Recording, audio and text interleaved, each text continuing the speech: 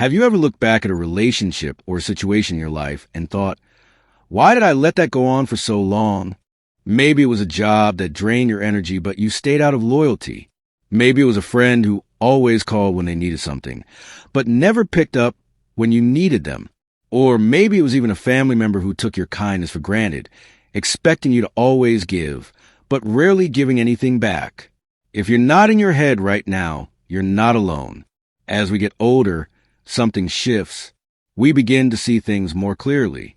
Time becomes more precious. And those moments where we put everyone else ahead of ourselves, they start to stand out a little more. Maybe when you were younger, you brushed it off. You told yourself, that's just how it is. But now it's time to look at those patterns and decide what serves you and what doesn't. This isn't about being bitter. It's about finally standing up for yourself. Because the truth is, if you spent decades being the reliable one, the helper, the one who always made the sacrifices, there's a very good chance that someone, or maybe even several people, use that kindness for their own gain. And here's the thing. Being kind is a beautiful quality. But being kind doesn't mean being a doormat. You've paid your dues. You've shown up. You've supported people through their hard times. You probably bit your tongue more times than you can count, just to keep the peace. But there comes a time when you have to ask, who's showing up for me? Let's start with one of the most common places seniors experience this. Family dynamics. For many of you, this will hit close to home. You may have grown children, nieces, nephews, or even siblings who lean on you. Maybe they expect you to babysit at the drop of a hat. Maybe they rely on you financially even though they're well into adulthood. Or maybe they only come around when they want something. They're polite, they smile, they say the right things. But deep down you feel it. That pull, that pressure, that sense that your time, your energy, your resources aren't really yours anymore. And it's not that you don't love them. Of course you do. But love without boundaries isn't love. It's control. And if someone has made a habit of leaning on you while never offering support in return, that's not a relationship based on mutual respect. That's dependency. And you don't owe anyone your energy just because they share your blood. This part of life, your 60s, 70s, and beyond, it's meant to be lived with joy, peace, and freedom. You've already played the roles of caretaker, provider, problem solver. You've earned the right to put yourself first. So if someone in your life is still expecting you to jump every time they call, it might be time to lovingly but firmly say no. Saying no doesn't make you mean. It makes you honest. And it teaches others that your time and well-being matter just as much as theirs. It might feel uncomfortable at first, especially if you've spent most of your life being a peacemaker. But setting boundaries now is one of the most powerful things you can do for yourself. Let's not forget about old friends or acquaintances who pop back into your life out of blue. Maybe they weren't there for you during tough times. Maybe they drifted away when you needed support the most. But now that you're retired, or maybe living more comfortably, suddenly they're interested again. They want to catch up, grab lunch, maybe ask for a favor. And while some people genuinely want to reconnect, others have a knack for showing up only when it benefits them. You don't owe everyone from your past a spot in your future. If someone didn't respect your time, your effort, or your heart back then, it's perfectly okay to keep that door closed. You're not obligated to be nice to people who weren't nice to you. That's not selfish. That's self-respect. Sometimes, though, the ones who use us weren't obvious about it. They were charming. They were friendly. Maybe they were even fun to be around. But when you look back, you realize the relationship was always one-sided. You were the one giving. They were the one taking. And when you needed support, they were nowhere to be found. It takes courage to admit that someone used your kindness for their own benefit. It takes even more courage to decide that you won't let it happen again. But that's exactly what this stage of life is calling you to do.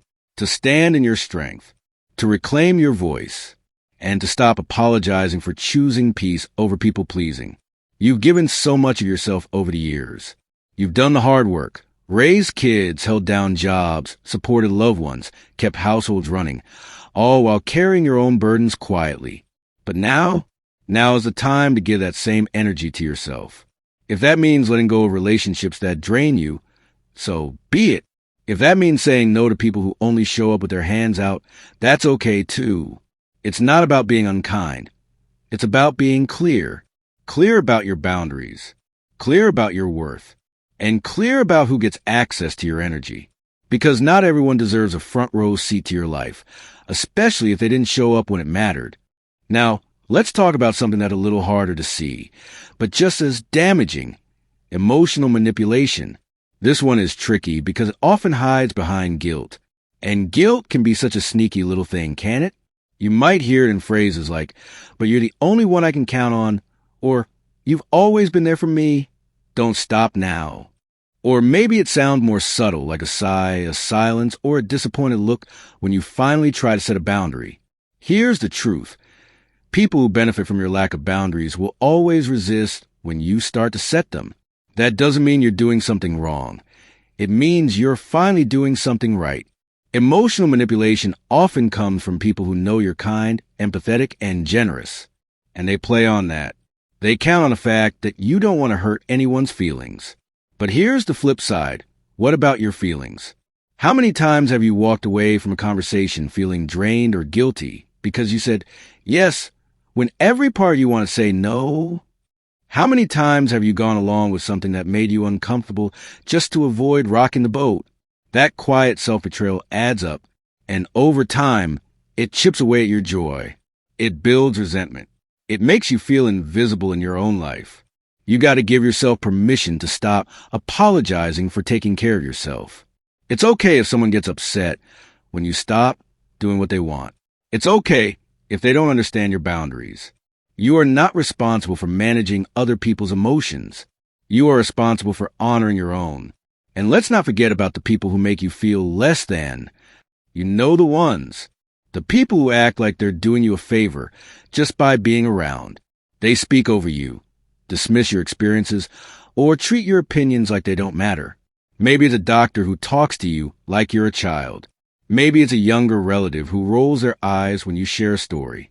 Or maybe it's someone who constantly reminds you what you can't do anymore, as if getting older means you've lost your value. Here's what I want to say to that. Getting older doesn't make you invisible. It makes you powerful. You've lived. You've seen the world change. You've survived loss, heartbreak, hard work, and hard lessons. That's not weakness. That's wisdom. And anyone who tries to treat you like you're irrelevant now, they don't deserve your time, your energy, or your kindness. You've spent decades building your character, your relationships, your resilience.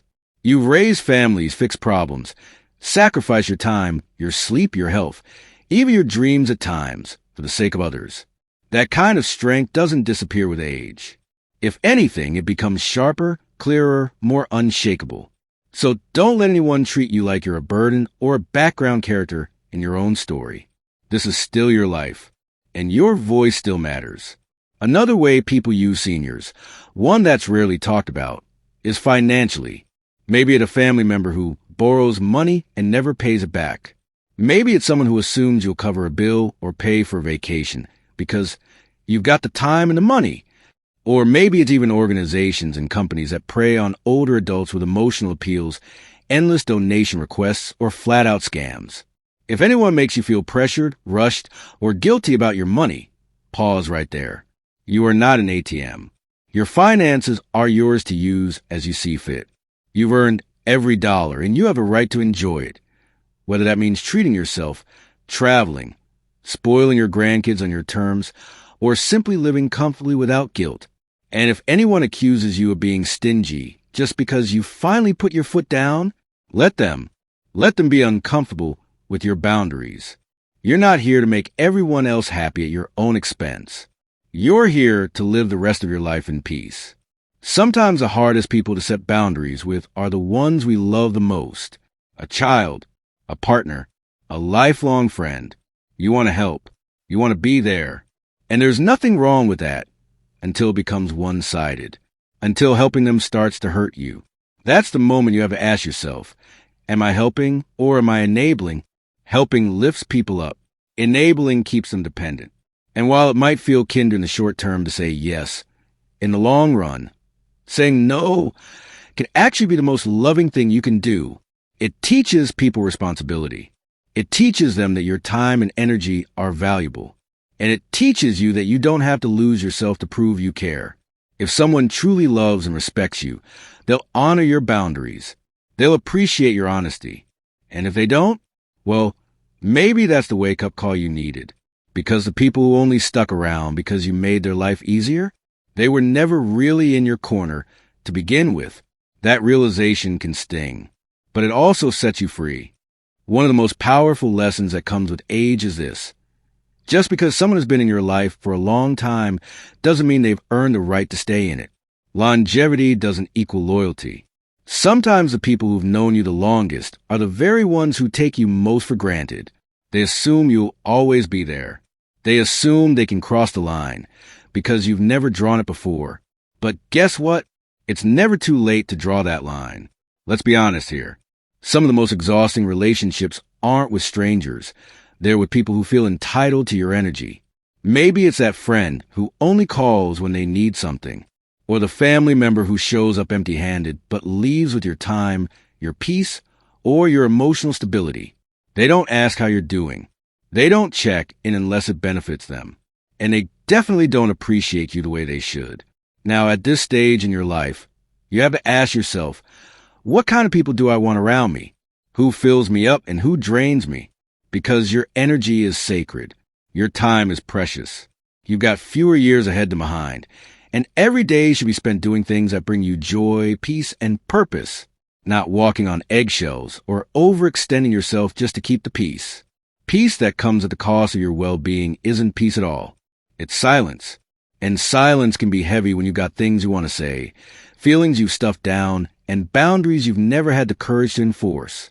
You've been the helper, the fixer, the dependable one, and you've done it all with grace. But now, it's your turn to receive, to rest, to live life without always being on call for everyone else. And if that makes some people uncomfortable, let them be uncomfortable. That discomfort is their problem, not yours. Here's something that might surprise you. You don't owe anyone an explanation for your boundaries. You don't have to justify your choices to people who only show up when it's convenient for them. You don't have to explain why you're no longer answering every phone call, attending every event, or saying yes out of habit. Your no is a complete sentence, and your needs matter just as much as anyone else's, if not more. Let's also talk about the habit so many seniors fall into, putting themselves last. We do it for decades and don't even realize it's happening, especially if you spent your life raising a family, supporting a partner, managing a household, or working behind the scenes while others got the credit. You get so used to serving others that it becomes second nature, and slowly, your own identity, your own desires start to fade into the background. But you're not in the background anymore, not unless you choose to be. You've earned your place at the center of your own life, and that means reconnecting with yourself. Maybe it's starting that hobby you never had time for. Maybe it's taking walks just because it feels good. Maybe it's sitting in silence with a cup of tea and not feeling guilty for not doing something productive. Because you're the priority now. And don't let anyone shame you for that. Don't let anyone call you selfish just because you stop people-pleasing. That word, selfish, gets thrown around way too easily, especially toward women and seniors. But here's what they don't say. There's a difference between being selfish and practicing self-respect. Wanting peace isn't selfish. Needing space isn't selfish. Choosing happiness over obligation isn't selfish.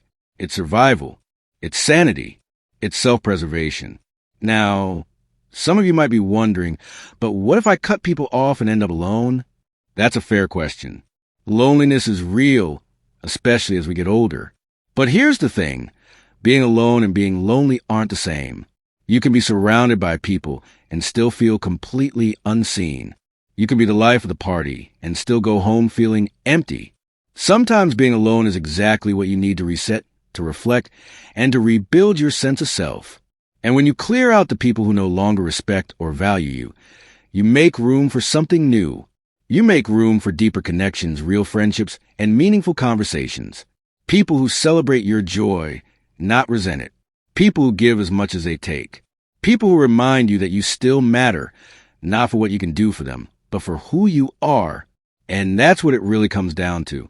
You matter, not because you're helpful, not because you're available, not because you spent your life saying yes.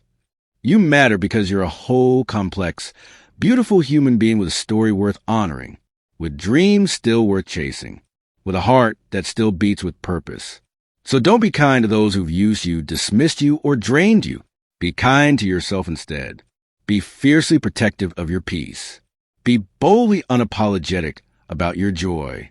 And be willing to let go of anything and anyone that no longer fits where you're going next. Because where you're going, it's not backward, it's forward.